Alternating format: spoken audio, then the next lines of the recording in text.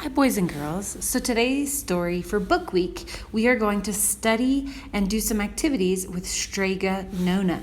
And it's a book that is written and illustrated by Tommy DePaula. And that means Tommy DePaula is the author and the illustrator. He drew the pictures and wrote the words.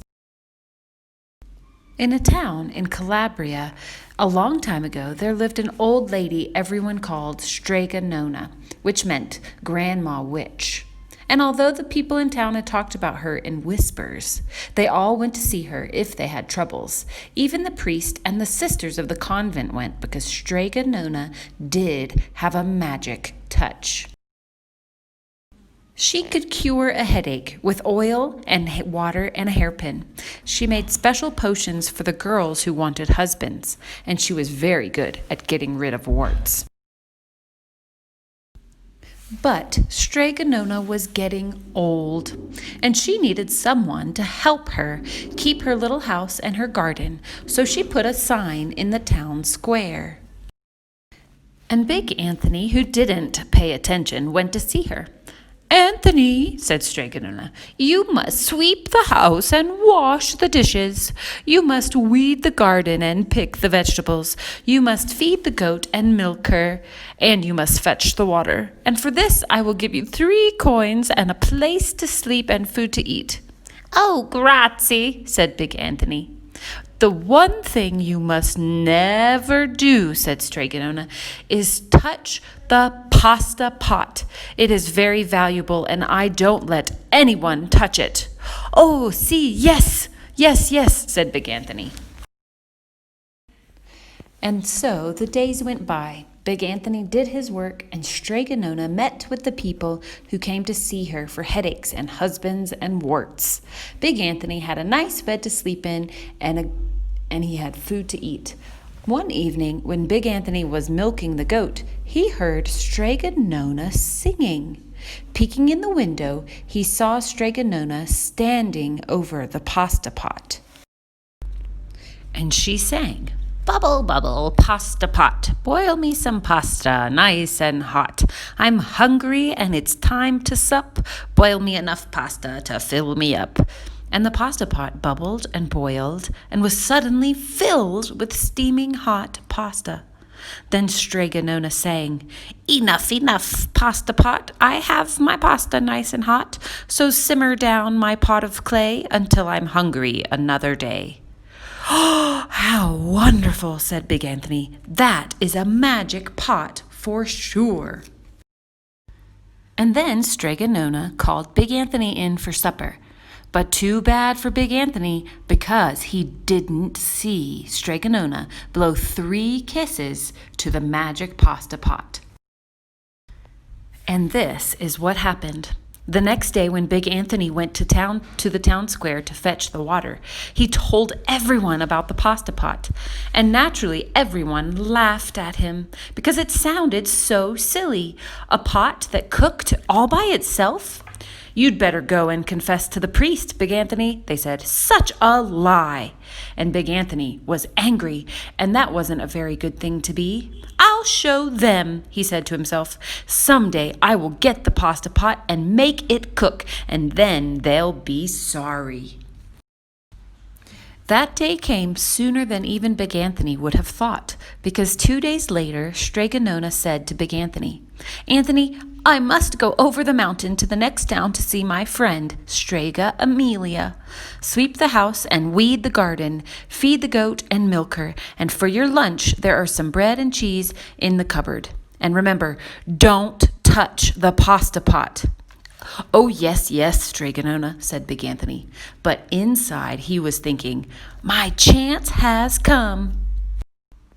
As soon as Strega Nona was out of sight, Big Anthony went inside, pulled the pasta pot off the shelf, and put it on the floor. "Now, let's see if I can remember how this worked. The words," said Big Anthony. And Big Anthony sang, "Bubble, bubble, pasta pot, boil me some pasta nice and hot. I'm hungry and it's time to sup, boil me enough pasta to fill me up." And sure enough, the pot bubbled and boiled and began to fill up with pasta. Aha, said Big Anthony, and he ran to the town square, jumped on the fountain, and shouted, "Everyone, get forks and plates and platters and bowls, pasta for all at Strega Nona's house. Big Anthony has made the magic pasta pot work." Of course, everyone laughed, but they ran home to get their forks and plates and platters and bowls, and sure enough, when they got to Strega Nona's house, the pasta pot was so full it was beginning to overflow. Big Anthony was a hero. He scooped out pasta and filled the plates and platters and bowls.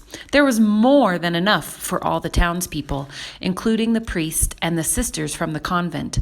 And some people came back for 2 or 3 helpings, but the pasta pot was never empty. When all had had their fill, Big Anthony sang, "Enough, enough, my pasta pot. I have my pasta nice and hot. So simmer down my pot of clay until I'm hungry another day." But alas, he did not blow the 3 kisses.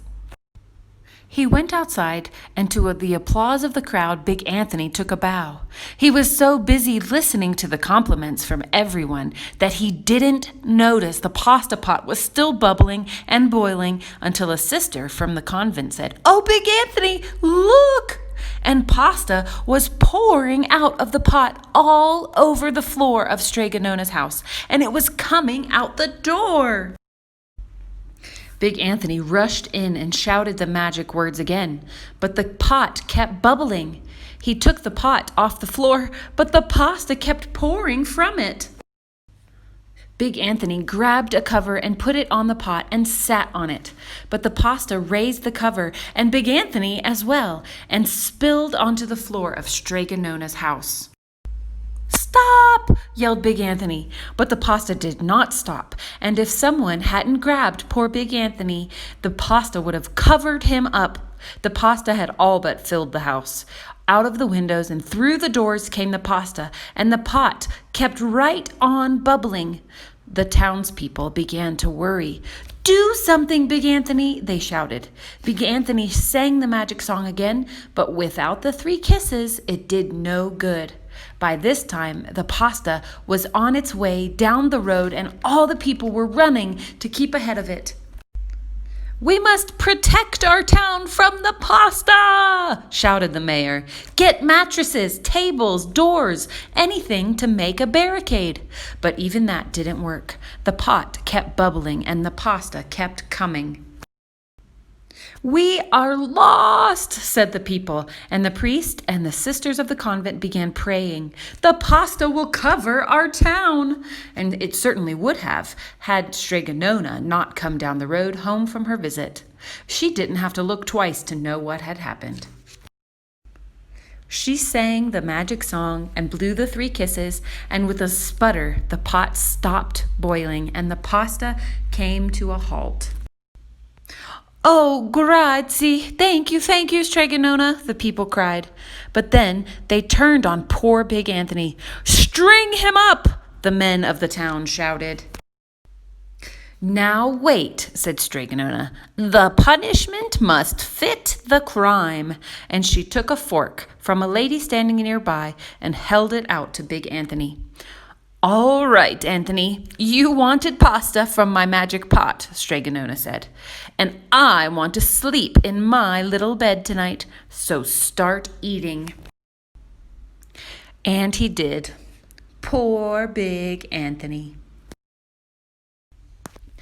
That's the end. So now that we finished our story, now there will be activities for you to do this week with the story of Strega Nona. So go to the lesson plan and see the activities that you're supposed to do and send them to me. Thank you. Bye-bye.